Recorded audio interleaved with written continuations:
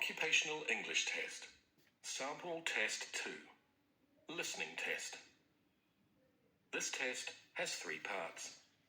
In each part, you'll hear a number of different extracts. At the start of each extract, you'll hear this sound. You'll have time to read the questions before you hear each extract, and you'll hear each extract once only. Complete your answers as you listen. At the end of the test, you'll have 2 minutes to check your answers. Part A. In this part of the test, you'll hear 2 different extracts. In each extract, a health professional is talking to a patient. For questions 1 to 24, complete the notes with information you hear. Now look at the notes for extract 1.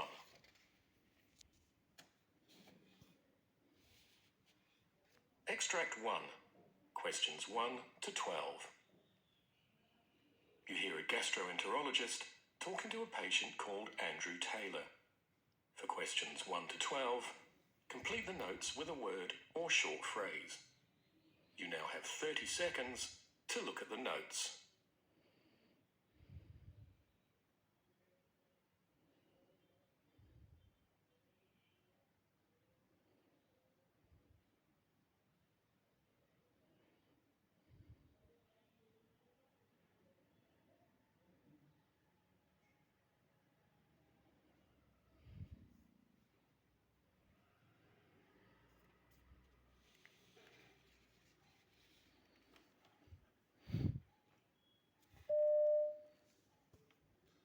Good morning, Mr. Taylor.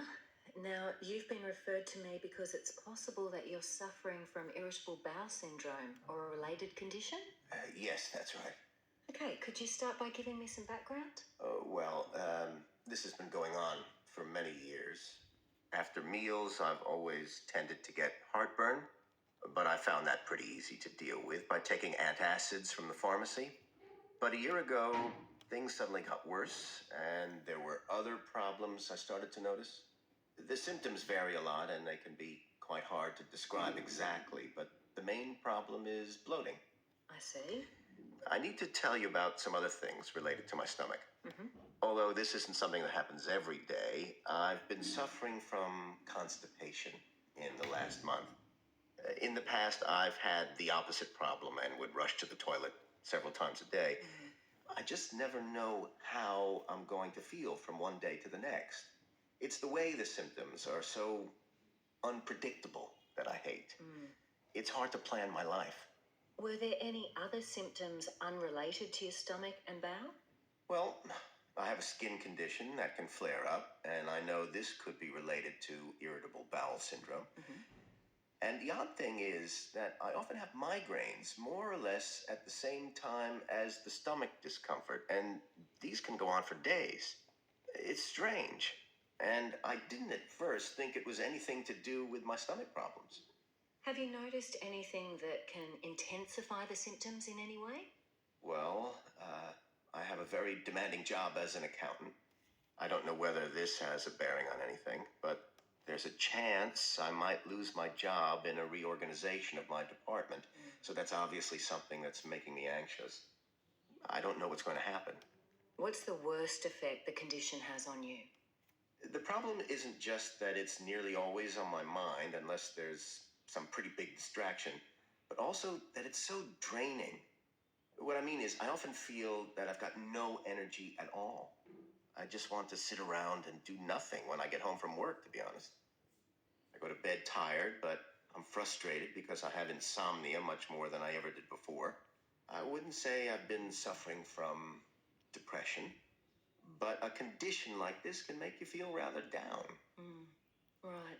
And I understand that you've investigated the possibility that your diet's responsible for your condition. Can you tell me about this? I was told by a nutritionist I saw that people with irritable bowel syndrome often don't eat enough fiber. In my case, I don't feel that's an issue.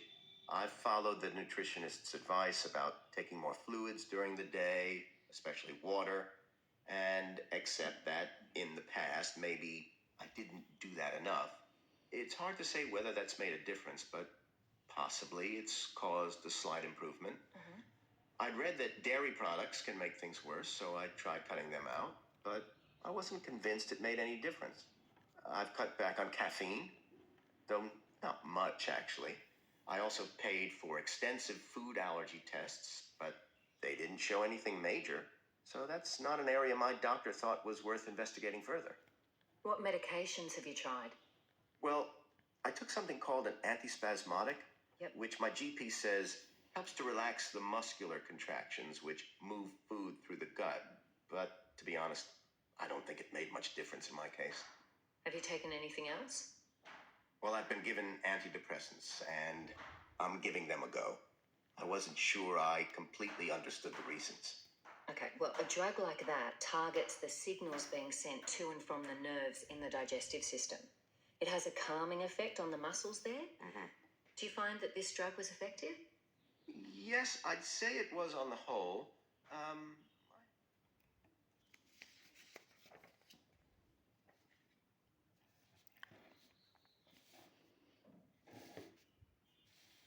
Extract 2, questions 13 to 24.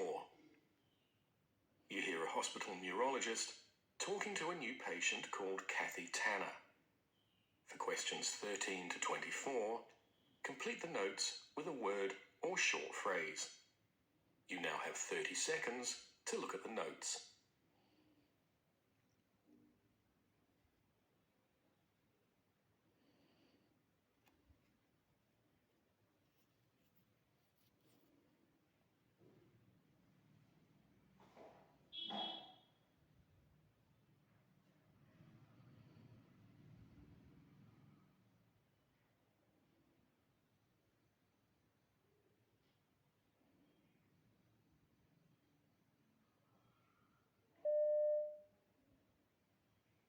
Hello, Mrs. Tanner. Pleased to meet you. Hello. Do you mind if we start off by getting some background to your condition? Just in your own words, could you talk me through the reason you're here and how it all started? Oh, please, call me Kathy. Right. So, until 2 years ago, my husband was in the army. Right. We lived off base, and I had a job which involved a lot of driving. But whenever I was in the car, I noticed that my neck would get pretty stiff at times. Right. It was hard to turn my head. To cut a long story short, when my husband left the army, we moved to a new house. My neck pain was still a problem, so I decided to visit an osteopath. Right. He tried to fix the problem by a neck adjustment, but actually it just made things worse. Oh, dear. I found I was losing flexibility in my neck. I began to use a heat pad, which did help at first. Good, but was not for long? No. About a month or two on, I started to get this sort of feeling that something was pulling my head over towards my right shoulder. Right. It was painful and embarrassing because I couldn't keep my head straight. Of course. I'd managed to hide it from everyone around me until then. About this time, one of the doctors I'd seen thought physiotherapy might help and sent me to a nearby clinic. So I started going in regularly for treatments. And one day, the head of the clinic looked at me while the therapist was trying to position my neck and whatever. And he said, "You know what your problem is, don't you?" And I replied that I didn't. And he told me that I had spasmodic torticollis. And I had no idea what that was. So what happened then? So he says, "Oh, it's untreatable. You just have to learn to live with it."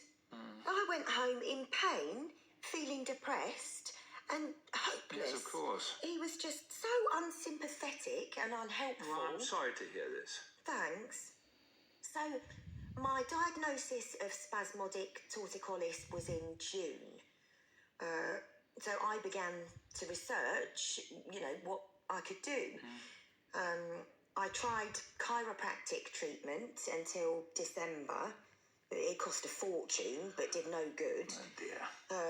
The pulling and pain continued to increase. I saw a couple of neurologists, and I was put on a drug called baclofen, but it really didn't make any difference. Yes, that wouldn't do much for your condition. Oh, right. Anyway, the one really good thing I did at that time was to join a support group for spasmodic torticollis patients, so at least I knew I wasn't alone with the condition. But mostly, I just sat at home a lot. In order to get a bit of pain relief, I got myself an orthopaedic chair, and that did give me some support. Right. In November, I saw something in a magazine in the medical section. It mentioned some new treatments being done at the university hospital to treat things like spasmodic torticollis with Botox. We mentioned this to our GP, got a referral, and in December, I had the first injection in my neck. And how did the treatment go?